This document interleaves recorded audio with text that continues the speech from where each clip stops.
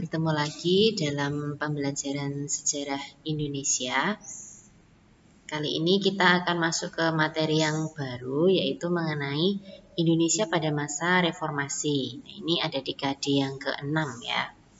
Nah, teman-teman, setelah kemarin kita mempelajari tentang materi Orde Baru, di mana Orde Baru itu ciri khasnya yaitu tentang era kepemimpinannya Pak Soeharto. Nah, setelah Orde Baru itu selesai, kita masuk ke dalam sebuah tatanan pemerintahan baru yang disebut dengan Orde Reformasi. Nah, pada masa Orde Reformasi ini, kita akan mempelajari tentang presiden-presiden tentunya setelah Pak Soeharto turun dari jabatannya.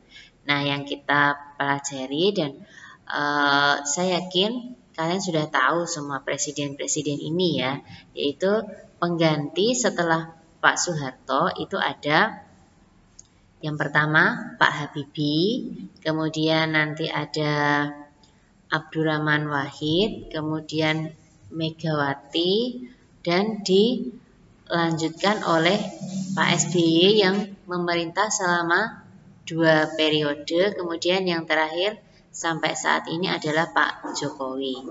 Nah, kita nanti akan membahasnya satu persatu, dan untuk pertemuan kali ini kita akan membahas dari era kepemimpinan Pak Habibie kemudian sampai ke Pak Abdurrahman Wahid ya. Untuk Megawati dan seterusnya akan kita bahas di pertemuan berikutnya. Nah, teman-teman, kemarin kalian sudah mempelajari yang paling terakhir itu adalah tentang apa sih yang menyebabkan Orde Baru yang berkuasa selama kurang lebih 32 tahun ya, yang sangat lama itu akhirnya berakhir ya. Ada beberapa faktornya kemarin yang sudah kalian pelajari, yaitu yang paling utama itu karena masalah krismon atau krisis moneter ya. Beberapa di antara kalian kemarin juga sudah memilihnya sebagai tugas yang kalian buat sebagai PPT yang Ibu batasi hanya 5 slide itu ya. Yaitu masalah utamanya adalah karena adanya krisis moneter ya, yaitu bangsa Indonesia mengalami dampak krisis moneter dan juga hutang yang sangat banyak ya. Selain itu juga terjadi kenaikan harga BBM ya. Jadi itu adalah beberapa faktor yang menyebabkan Orde Baru berakhir. Nah, kemudian nanti akan digantikan oleh Pak Habibie ya. Pak Habibie ini menjadi presiden ketiga, menggantikan secara otomatis posisinya Pak Soeharto, karena pada waktu itu Pak Habibie ini menjabat sebagai wakil presidennya Pak Soeharto ya. Nah, kita akan mempelajari terlebih dahulu mulai dari presiden yang pertama semasa reformasi ya. Yang pertama semasa reformasi, bukan presiden pertama di Indonesia, tapi presiden pertama setelah Orde Baru atau pada masa reformasi, yaitu adalah Pak Habibie. Nah, teman-teman, kalian bisa melihat ini adalah susunan kabinet pada waktu itu pada zamannya Pak Habibie. Nah, Pak Habibie ini memerintah berlangsung pada tanggal 21 Mei 98 sampai 20 Oktober 99. Nah, kalau kita lihat di sini pemerintahannya itu berlangsung sangat singkat ya. Kenapa tidak sampai masa jabatan presiden pada umumnya yang selama 5 tahun?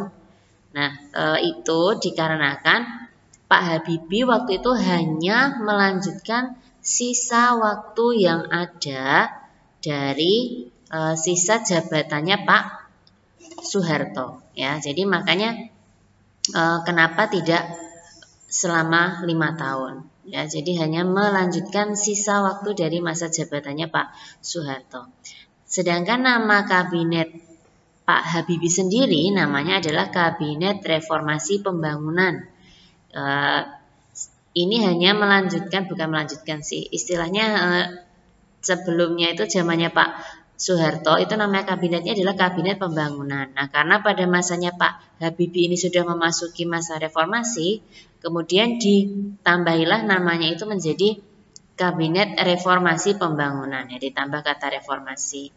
Nah, Pak Habibie ini lahir di Parepare ya teman-teman ya. Dan mungkin di antara kalian sudah pernah melihat apa namanya film tentang Pak Habibie. Nah, itu adalah salah satu, ada dua ya sebenarnya teman-teman filmnya, Habibie Ainun dan Rudy Habibie. Nah, dua film itu bagus sekali ya, menceritakan tentang kehidupannya Pak Habibie dari kecil sampai dia kuliah di Jerman, kemudian nanti bertemu dengan apa ya, istilahnya kekasihnya, walaupun tidak jadi istrinya ya. Kemudian nanti dilanjutkan lagi Habibie Ainun, itu yang menceritakan tentang ya masa reformasi ini ya, bagaimana Pak Habibie akhirnya diangkat menjadi presiden, itu yang bagian Habibie Ainun. Kalau Rudy Habibie itu lebih ke yang apa ya, masa mudanya Pak Habibie ketika masih kuliah di Jerman. Nah, kemudian ini adalah masalah yang dihadapi pada masa Pak Habibie, masalah pemerintahan ya. Yang pertama ada masa depan reformasi, kemudian masa depan ABRI, masa depan daerah-daerah yang ingin melepaskan diri dari Indonesia, dan masa depan perekonomian dan kesejahteraan rakyat. Nah teman-teman, semua masalah-masalah ini itu adalah masalah-masalah peninggalan Orde Baru. Ya, jadi ini adalah masalah-masalah yang ditinggalkan oleh Pak Soeharto yang sangat banyak dan sangat mengancam kehidupan bangsa Indonesia pada waktu itu ya. Yang jelas ini masa depan reformasi ya, kemudian masa depan ABRI ini yang masalah duifungsi ABRI itu, kemudian yang berikutnya masa depan daerah-daerah yang ingin melepaskan diri dari Indonesia, ini adalah masalah Timur-Timur, terkait dengan Timur-Timur ingin membebaskan diri atau melepaskan diri dari bangsa Indonesia. Nanti akan kita bahas tersendiri. Sebenarnya di masa Orde Baru sudah kita bahas, tapi di situ adalah masalah tentang bagaimana Timur-Timur itu bergabung dengan Indonesia, kemudian keluar lagi dari Indonesia, kemudian nanti akan ada yang namanya semacam voting masuk ke Indonesia, dan yang di sini nanti akan keluar lagi dari Indonesia karena juga ada voting ya. Kemudian masa depan perekonomian. Ini karena pada waktu itu terjadi krisis moneter yang angka rupiah kita terhadap dolar waktu itu satu dolarnya itu mencapai kala itu 98 itu 16 sampai 17 ribu. Makanya terjadi yang namanya krisis moneter. Dan masa depan atau kesejahteraan rakyat Indonesia. Nah, kemudian yang berikutnya pada masanya Pak Habibie itu terbuka kesempatan untuk mengamandemen Undang-Undang 1945. Nah, jadi di sini semuanya pada masa reformasi itu nanti akan lebih transparan dan terjadi yang namanya kebebasan atau berdemokrasi. Kemudian pencabutan keputusan P4 sebagai mata pelajaran wajib ya. Kalau kalian masih ingat, P4 itu adalah kebijakan yang dibuat oleh Pak Soeharto, yaitu tentang pedoman penghayatan pengamalan Pancasila ya, atau disingkat sebagai P4, yang dulu zaman Orde Baru dijadikan mata pelajaran wajib. Kemudian pada masanya Pak Habibie itu nanti akan dicabut karena P4 ini pada masa Orde Baru itu akan dijadikan semacam doktrin gitu ya, untuk melanggengkan kekuasaan Orde Baru, seperti contoh kasus yang Ibu jelaskan di yang namanya petisi 50 gitu ya, di bagian terakhir. Kemudian yang ketiga, masa jabatan presiden dan wakil presiden dibatasi hanya 2 kali masa tugas, masing-masing 5 tahun. Ya, ini kenapa diadakan seperti ini pada masa Pak Habibie? Ini ingin menghindari otoritas kekuasaan absolutisme seperti zamannya Pak Soeharto, yang Pak Soeharto bisa sampai menjadi presiden Kemudian kenapa jabatan presiden dan wakil presiden itu dibatasi hanya sampai 2 kali masa tugas? Itu karena menghindari absolutisme kekuasaan seperti pada masa Orde Baru, ya. Jangan sampai terulang presiden itu bisa memimpin selamat kurang lebih ya semacam Orde Baru itu sampai 32 tahun memimpin. Nah, itu akan menjadi kekuasaan yang sangat absolut dan itu bisa cenderung ke penyalahgunaan kekuasaan. Sehingga pada masanya Pak Habibie dibatasi, presiden hanya boleh menjabat 2 kali dan masing-masing jabatannya itu hanya selama 5 tahun. Nah, kemudian yang berikutnya, yang keempat itu agenda reformasi politik, meliputi pemilu, ketentuan untuk memeriksa kekuasaan pemerintah, pengawasan yang baik, dan berbagai perubahan terhadap dui fungsi ABRI. Ya.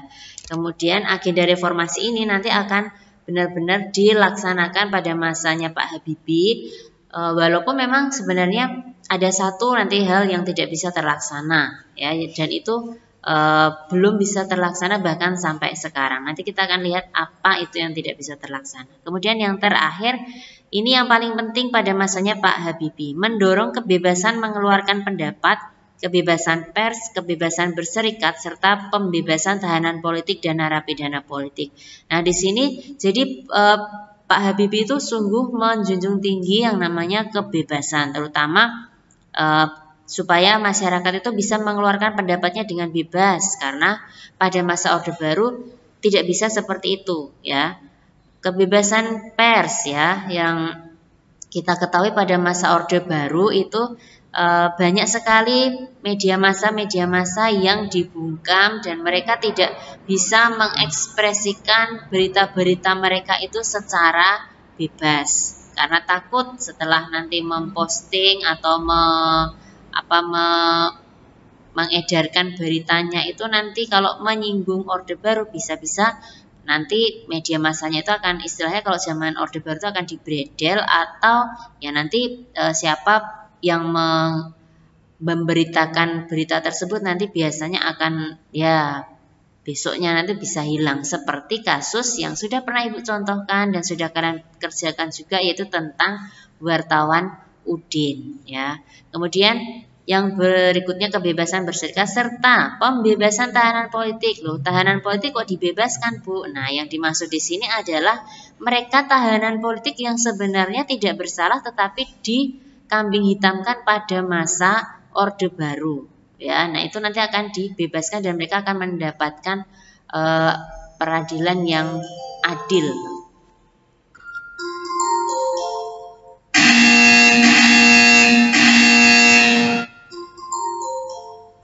Kemudian reformasi dalam bidang politik, ya.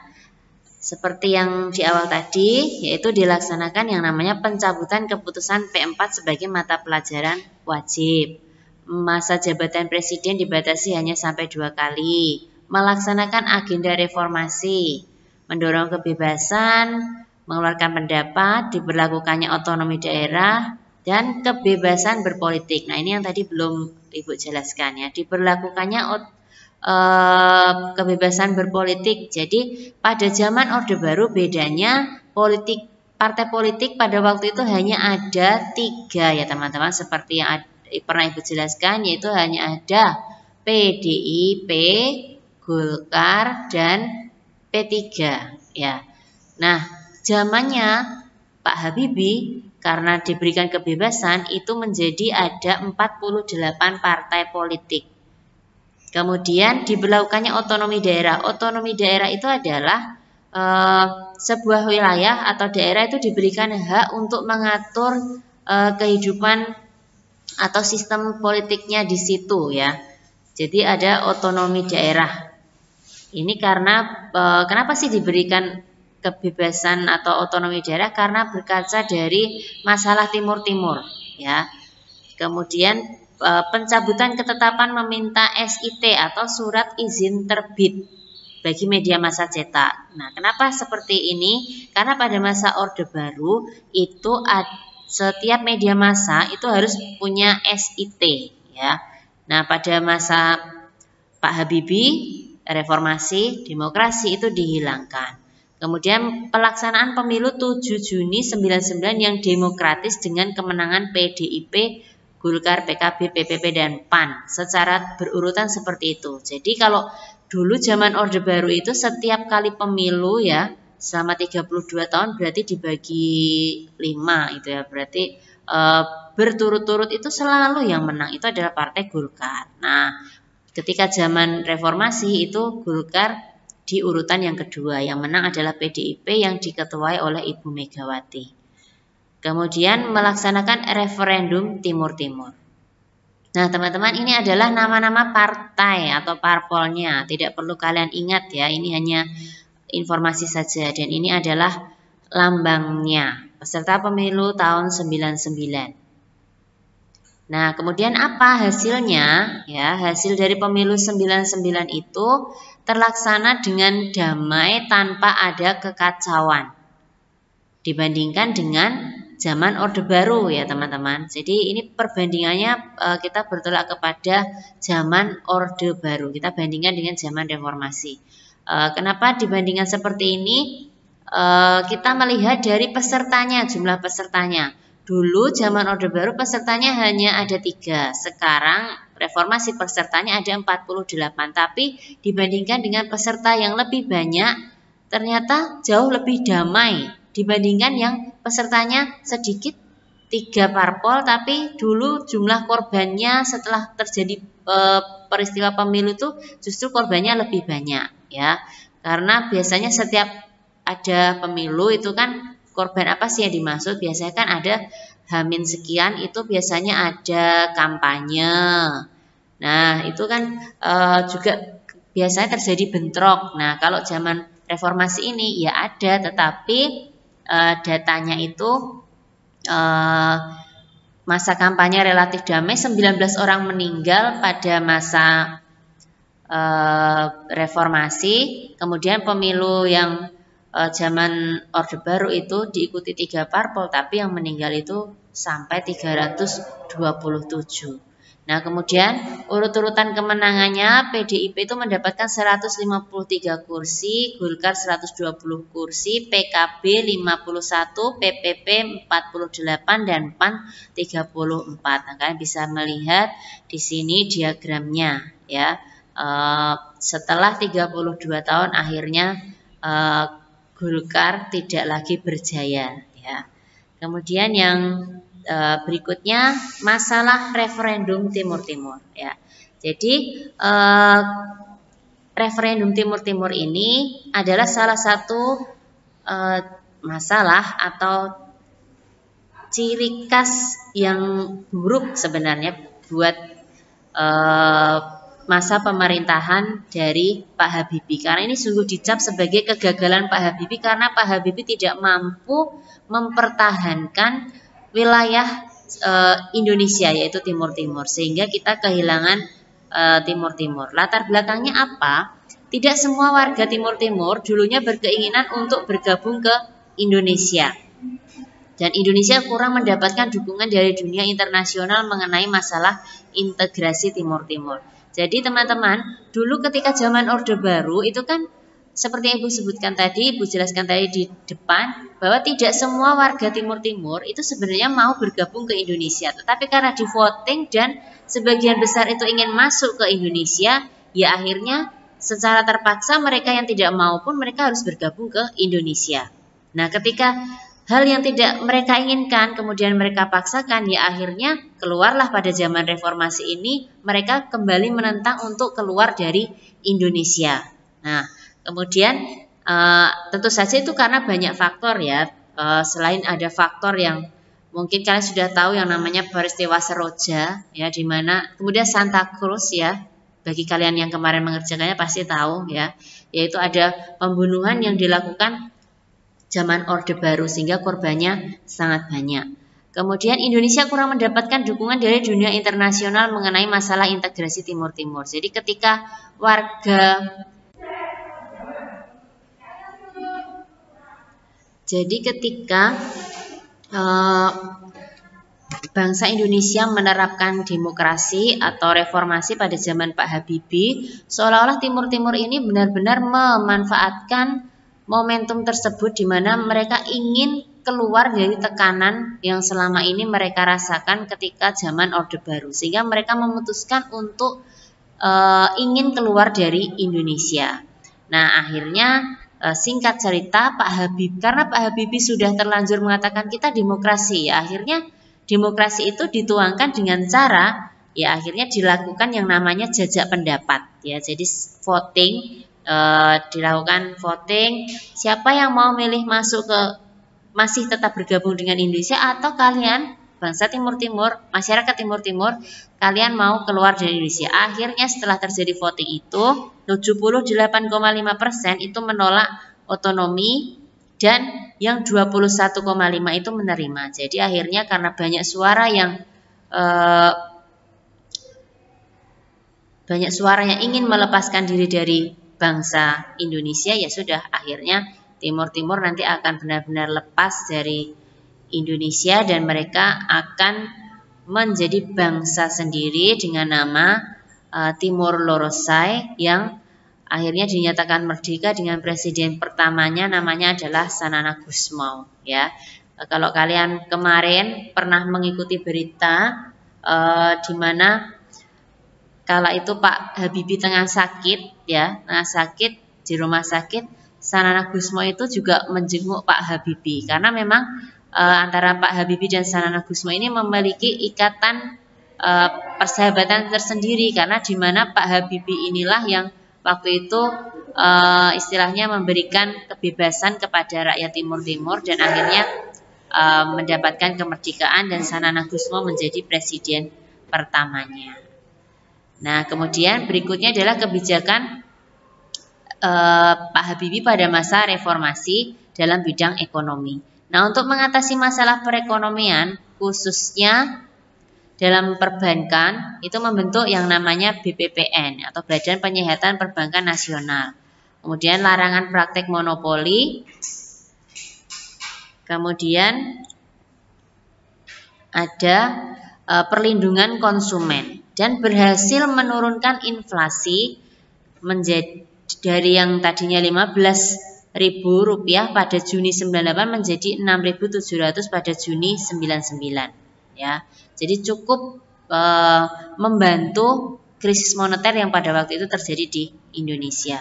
Kemudian distribusi kebutuhan pokok berjalan dengan lancar dan juga pembangunan dalam sektor kelautan. Nah, kemudian bagaimana akhir dari pemerintahan Pak Habibie yang hanya memerintah selama 17 bulan ya. Sekali lagi, kenapa hanya 17 bulan? Karena hanya menggantikan sisa waktu atau melanjutkan sisa waktu dari masa kepemimpinannya Pak Soeharto. Itu pada tanggal 1 sampai 21 Oktober itu berlangsung sidang umum MPR hasil pemilu. Nah, kemudian Ketua MPR terpilih dan anggotanya mengadakan sidang dan meminta pertanggungjawaban Presiden mengenai masalah Timur Timur, pemberantasan KKN, masalah ekonomi dan HAM. Jadi setiap presiden itu waktu itu di zaman Orde Baru sampai reformasi itu harus istilahnya kayak pidato pertanggungjawaban. Seperti kalau zamannya Pak Soekarno ya, zaman demokrasi terpimpin kalau kalian masih ingat itu juga Pak Soekarno melakukan yang namanya pidato pertanggungjawaban namanya adalah Nawaksara ya, yang di situ ada 9 poin itu. Nah, akhirnya pidato pertanggungjawaban Pak Habibie itu ditolak. Kenapa sih ditolak? Itu karena dianggap gagal mempertahankan terutama masalah Timur Timur ini. Nah, kemudian akhirnya Pak Habibie menerima keputusan tersebut dan ya sudah, akhirnya masa jabatannya Pak Habibie juga berakhir dan ketika Pak Habibie itu diminta kembali, kenapa tidak mencalonkan diri lagi sebagai presiden di periode berikutnya, Pak Habibie itu juga menolak seperti yang ada di film Habibie Ainun ya. Jadi kenapa Pak Habibie itu menolak? Karena merasa bahwa rakyat Indonesia itu memang kurang rasa percayanya kepada Pak Habibie karena masyarakat itu sudah mengecap bahwa Pak Habibie itu adalah produknya dari Orde Baru. Jadi masyarakat sudah mengecap bahwa Pak Habibie kurang lebih ya 11-12 dengan Pak Soeharto. Jadi Pak Habibie merasa lebih baik untuk tidak mencalonkan diri lagi menjadi presiden. Dan berakhirlah masa kekuasaan Pak Habibie selama kurang lebih 17 bulan. Oke teman-teman, kalau tadi Bu bilang kita akan sampai ke Gus Dur, kita cukupkan sampai di Pak Habibie ini saja. Untuk Gus Dur dan presiden masa reformasi selanjutnya kita akan lanjutkan di pertemuan berikutnya. Terima kasih semuanya, selamat belajar.